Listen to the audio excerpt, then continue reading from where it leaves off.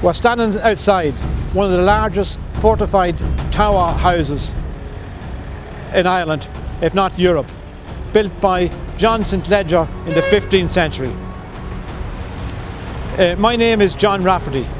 I'll be your tour guide for the day. Let's come and have a look at inside the castle. Here we are at the entrance door. At the entrance door of the keep, attackers would have to overcome a portcullis, then a heavy wooden door. Ardee Castle is significant for being the largest fortified medieval tower house in Ireland. Outside the main door was the motor hole, providing an ongoing feed of rocks and hot liquids and other hazardous items thrown down on the attackers from above. The castle, if an attacker was able to enter the ground floor vaulted room, his work had only begun. Leading up, there was a defensive spiral staircase, designed for right-handed defenders to swing the swords on the outside of the staircase, while making life difficult for right-handed attackers facing upwards, whose swords would be trapped on the inside of the staircase. James II used it as his headquarters for a month prior to the Battle of the Boyne in 1690.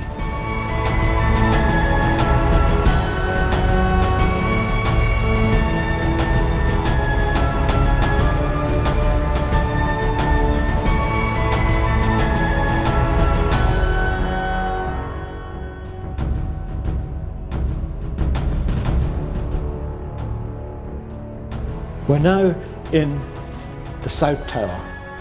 These are slit windows we spoke about earlier, where a defender could use his weaponry, his crossbow or bow and arrow, to defend the castle. This one here is south facing, looking towards Cullen. And this one here is west facing, looking towards the limits of the Pale.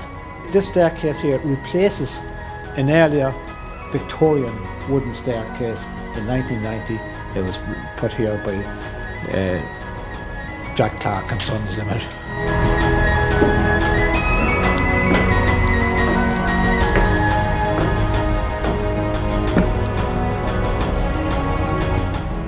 This is the top floor.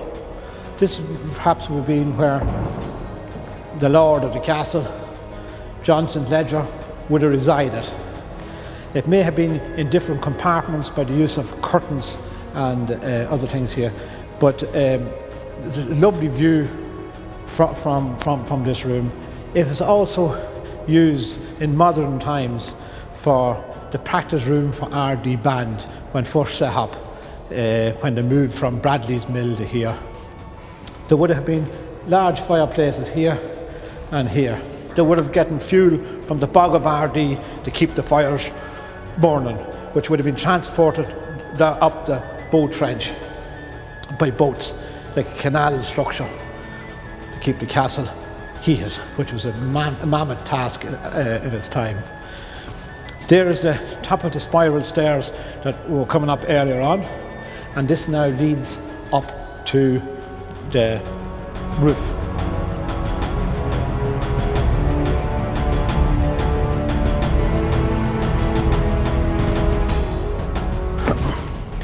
Here we are at the roof of the castle, with two fine towers each side.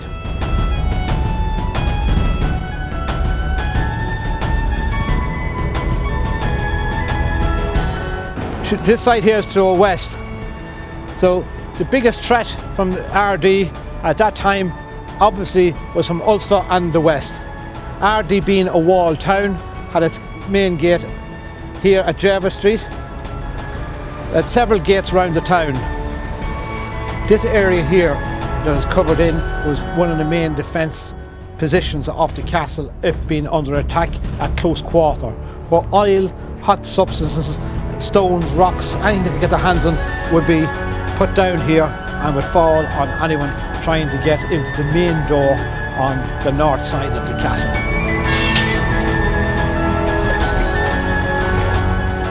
Here we are at the top of the castle on the Nar Tower, where you can get a panoramic view of the town, which the lord of the castle could view and keep an eye on everything that was going on. Down the town we have the main street going in a north-south direction, and our next main feature is Hatchett's Castle and the Church of Ireland. In that direction over there, approximately about 2 miles, is another tower house called Rootstown Castle.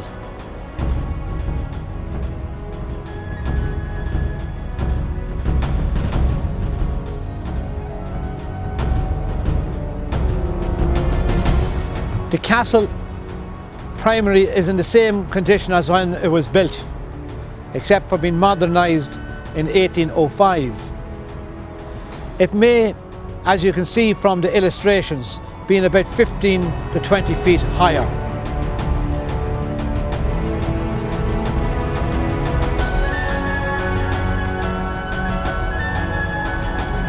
We have descended down into the courtyard. This is the most important feature of the castle, as it provided a space for the animals, and most importantly is where the well. This water supply was very essential for a tower house, for everyday use, but most importantly, if the castle came under siege, they had a ready supply of water so they could wait until reinforcements or to defeat an enemy. The courtyard has been covered in by this modern building, as we can see now. This is the basement area of the castle.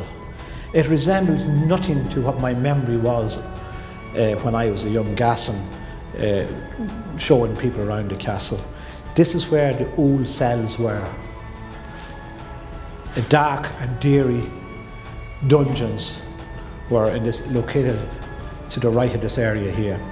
Livestock and foodstuffs would have been kept here. We're standing outside the Bridewell.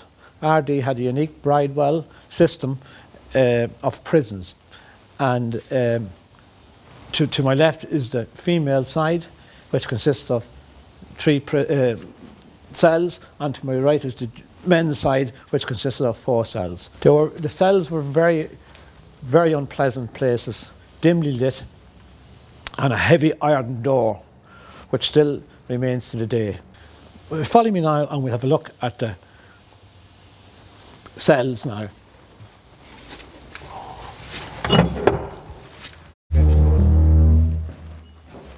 This would have been the guard room. This is where the guard would stay, a lovely fireplace to keep himself warm, and he probably had cooking facilities here. It's noteworthy to note that the guard had a large window, and when you see the cell, a little slit. Now, if you'd like to accompany me, we'll go upstairs and have a look at some of the cells. Here we are in one of the main cells.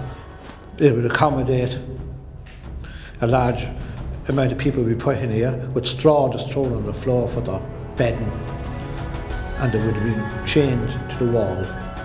In recent times we have heard of a great escape in American prisons where inmates have tunnelled through the sewerage system, but unfortunately for the inmates of Ardee, Bridewell, this would not be ever a reality. As you can see by the door, the strength of the door, and we would close and a lock would be put on it, and to be also secured within the prison, the cell, to be also secured by perhaps chains, depending on how violent the prisoner is. In the 70s, when tour buses used to arrive here, I used to show them around the castle, and they used to be always thrilled, the Americans used to be always thrilled when I used to say, stand in there, and I used to close the door on them. People often ask me, was people hanged here? Well, I have no evidence to suggest that there were, but certainly the prison records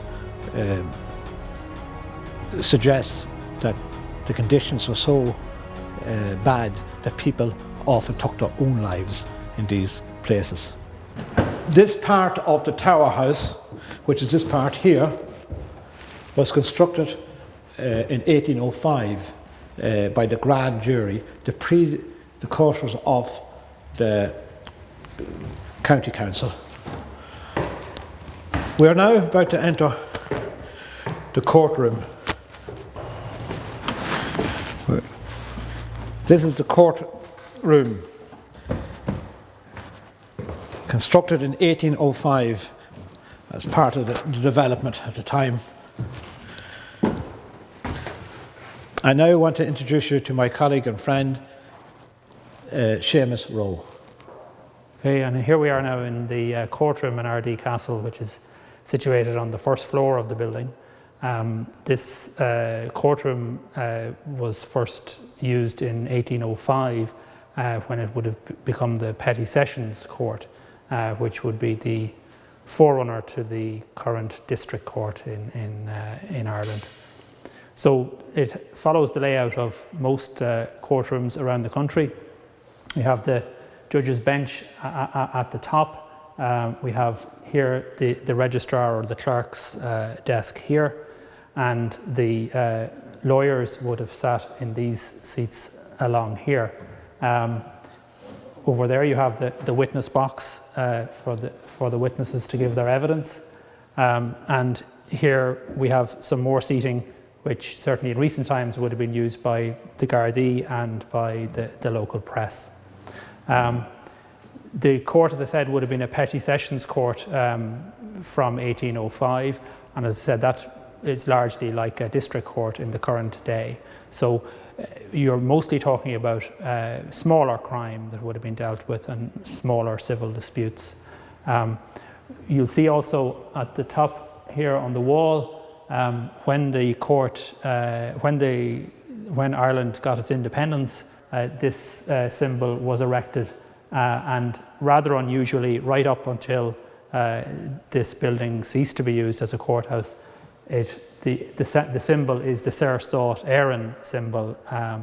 Obviously, in 1937, the constitution changed and the name of the country became Éire or Ireland, but it seems they never got round to replacing this symbol here.